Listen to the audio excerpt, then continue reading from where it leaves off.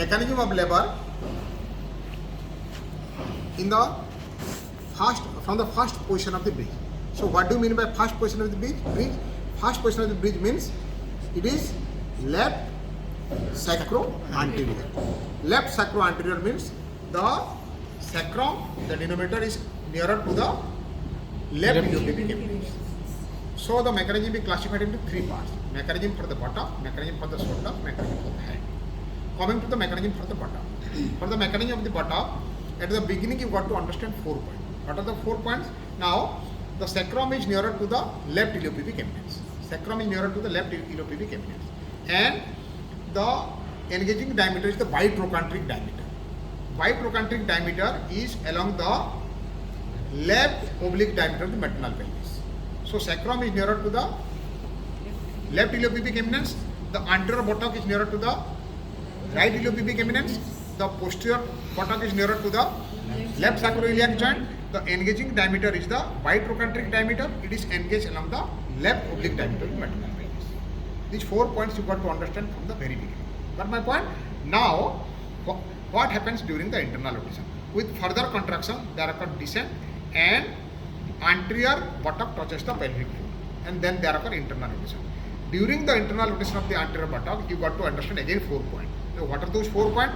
Now, anterior buttock rotate forward a distance of 1/8. Anterior buttock rotate for a distance of 1/8 of the circle. Anterior buttock hinges behind the symphysis pubis, and it puts the bitrochanteric diameter, that is 10 cm, along the anteroposterior diameter of the maternal pelvis.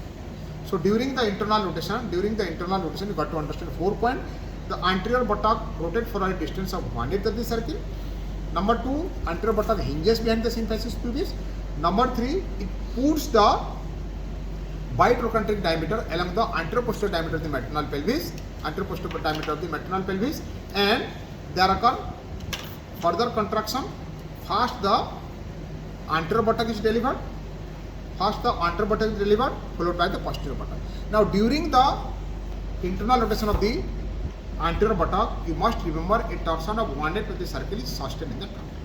Got my point? Now first the anterior buttock is delivered, followed by the posterior buttock, and after the delivery of both the buttock, the torsion which is sustained in the trunk is relieved, and the fetus goes back to the original oblique position.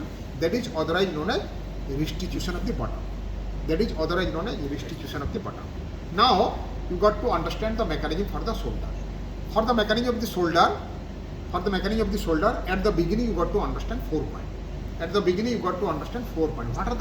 are the points you got to remember at the beginning? Now the first one, the anterior shoulder is nearer to the right iliopubic eminence. The posterior shoulder is nearer to the left sacroiliac joint. The engaging diameter is bisacromial diameter. It is 12 cm, and it is engaged along the left oblique diameter of the maternal pelvis. So at the beginning you got to understand 4 points before understanding the mechanism for the shoulder. Anterior shoulder is nearer to the right iliopubic eminence. Posterior shoulder is nearer to the left sacroiliac joint.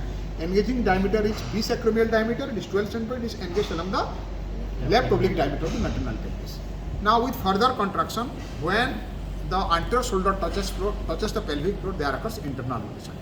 During the internal rotation of the shoulder, again you got to understand 4 points. 6 points. Yes, 4 points. So what are those points? Of course, more than 4. What are the things you got to understand? Now the anterior shoulder rotate forward a distance of 1/8 of the circle. Anterior shoulder rotate forward a distance of 1/8 of the circle.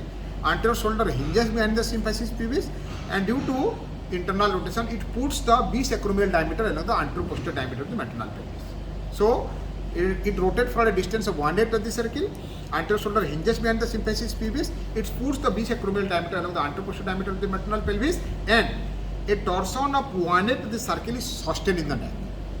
And so also a visible passive movement on the trunk due to internal rotation of the shoulder is otherwise known as external rotation of the trunk.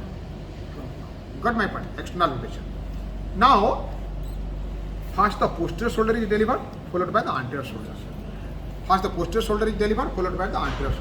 And after the delivery of both the shoulders, the torsion which was sustained in the neck, is released, and the fetus goes back to the original oblique position. That is otherwise known as restitution of the trunk. institution of the trunk. Now, you got to understand the mechanism for the head. So before understanding the mechanism of the head, again you got to understand 4 points. So what are those 4 points? Now the point number 1, the occiput is nearer to the left iliopubic eminence, the sinciput is nearer to the right sacroiliac joint, the engaging diameter is suboccipitofrontal, that is, and it is engaged along the right oblique diameter of the maternal pelvis. Now with further contraction, when the occiput touches the pelvic floor, then there occurs internal rotation of the occiput. You got to understand 4 points at the beginning. Occiput is nearer to the left iliopubic eminence, the sinciput is nearer to the right sacroiliac joint, engaging diameter is suboccipitofrontal, it is engaged along the right oblique diameter of the maternal pelvis. Now, with further contraction and further descent, when the occiput touches the pelvic floor, there occurs internal rotation of the occiput. Now, during the internal rotation of the occiput, again you have got to understand few points. Now, occiput rotates forward a distance of 1/8 of the circle. Point number 1. Point number 2, occiput hinges behind the symphysis pubis. And point number 3, it puts the engaging diameter, that is the suboccipitofrontal diameter, along the anteroposterior diameter of the maternal pelvis. Due to internal rotation of the occiput, the visible passive movement on the trunk is otherwise known as external rotation of the trunk.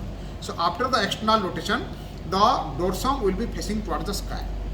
Okay, dorsum will be facing towards the sky, and fetus is facing towards the floor, and head is delivered by flexion.